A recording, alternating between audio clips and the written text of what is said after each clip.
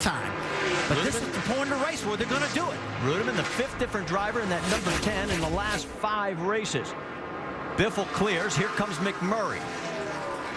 Harvick looks like he's going to have to go to the high side. He's been wanting to bottom feed all day. Of course, Kevin loves it down there whenever he can get there and have the car run well. But he's going to go up high now. Right now, he's just looking for anywhere he can pass his car. Just about tags the wall coming off 2. We talked about it so many times, how turn 2, you just fall off there as you exit that corner. Here they are, 3 wide now.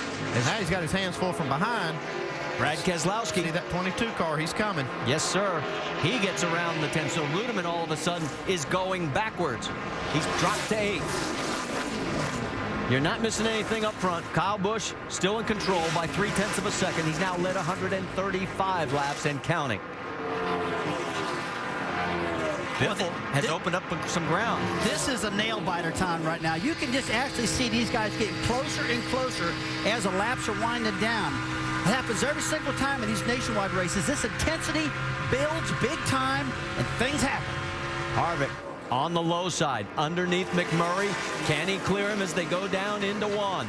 Are you able to find something as a driver when it gets down to these last 20 laps? Something that you haven't done all day. Can you find it? Yeah, I got to change lanes. I just got to go somewhere where they're not running. If they're on the bottom, Andy, I got to go to the top, use that momentum, try to keep this motor wound up. If you get locked behind them, you're going to lose that downforce, and you can't pass them.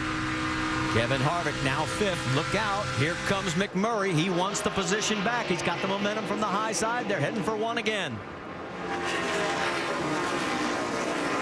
Kevin's car's been working really good on the bottom. You see that left front tire right in that white line. Picks that throttle up hard.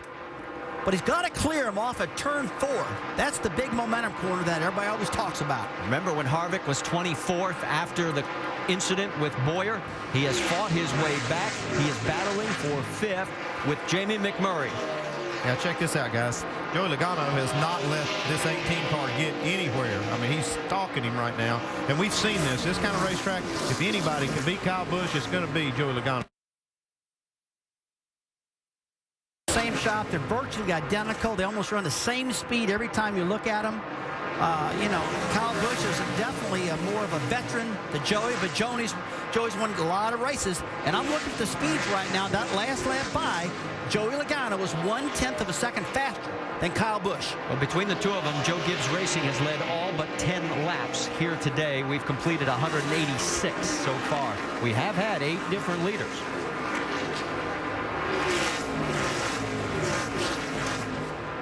Battle for first a little bit further apart, but look on the right side as we go on board. There's the 22 of Brad Keselowski.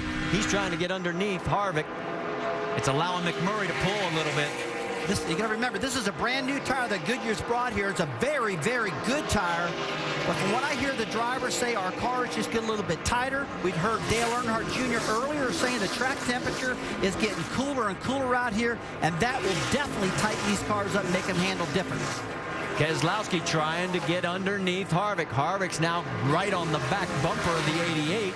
McMurray, as we go on board his car, there's the view. If you were riding right there, just so hard to complete that pass down on the bottom.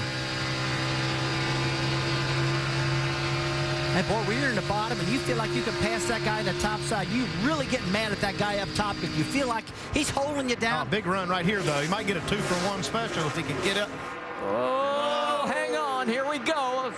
They're giving them just enough room to clear as they're down the back straightaway into 3, and it's still McMurray, then Keselowski on the low side, and the 33 of Harvick. Well, look at this big run Harvick's getting on the top side of turn 4. Just runs right up on the tail of that 22 car, Brad Keselowski, with all that momentum. If he can clear that right rear quarter panel and do it again down in turn 1 and 2, he might complete this pass. Look how strong Keselowski is through 1 and 2, though. He just blasts right by McMurray. Man, he dove it in there hard, and he has made the pass. So move Keselowski up to 5th. And here's Harvick trying to take away 6 from the 88. Man, these guys are running hard. 10 laps to go, and they know it. And while all this is going on, it is still Kyle Busch by 0.6 of a second over Joey Logano.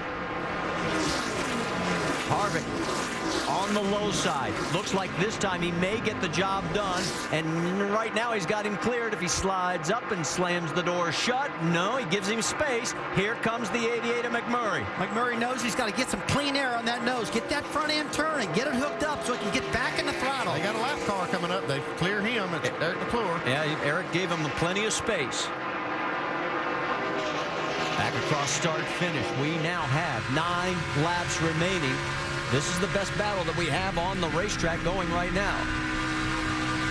Harvick again going to try the high side. Well, you better be careful, Jamie, shutting that door. That was a little nudge.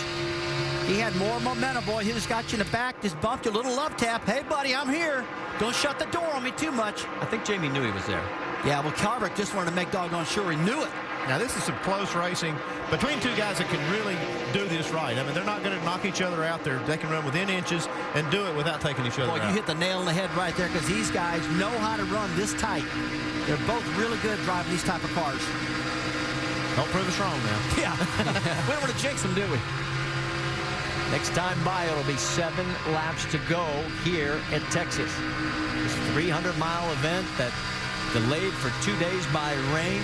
And we've had some great racing, albeit not at the front. I mean, Kyle Busch has dominated. He's led 146 laps. There is the margin right now. These two have finished 1-2 a total of 5 times. Logano was the winner in 4 of those races.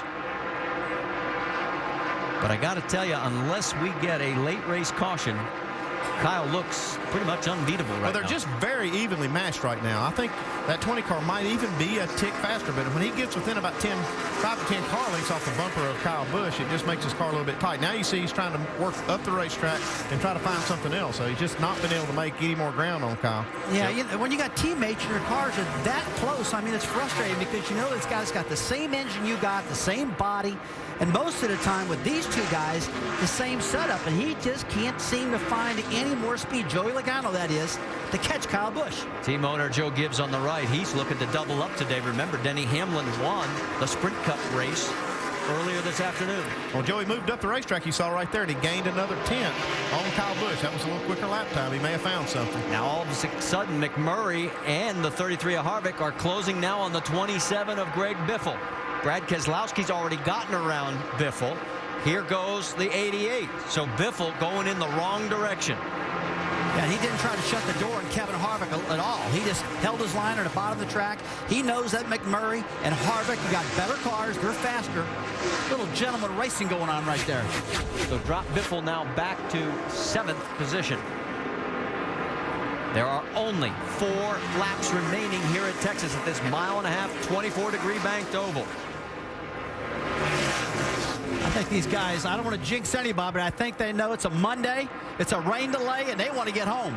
Battle for 9th, Stephen Wallace and Paul Menard. Stephen is the only driver right now in the top 10 who was not in the Cup race today. And remember, he's doing all this with a broken foot. And boy, does this team need this good run after all the hard luck that they have fallen on the last couple of races. And these two have been back and forth every lap for about the last 12 laps right now.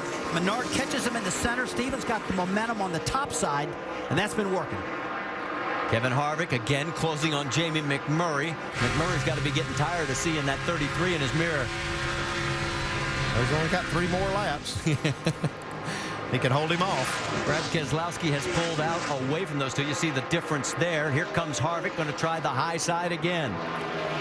2 laps remaining. Harvick looks like he may have the momentum, but here comes the 88 again, holding that line low on this wonderful 24-degree banking. Remember when this track was, I mean, it had lots of issues when it first opened, but boy, Bruton Smith and his people have done a great job. Coming to the white flag lap, Kyle Busch. White flag. He's led 151 laps today.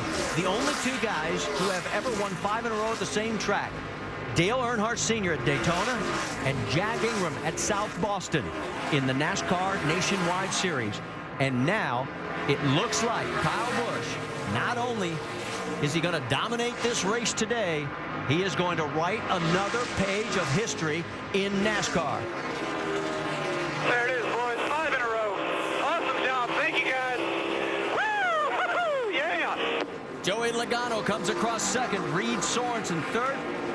Brad Keselowski a distance fourth. Here's that battle a little bit further back, and Stephen Wallace gets to the line ahead of Paul Menard for ninth.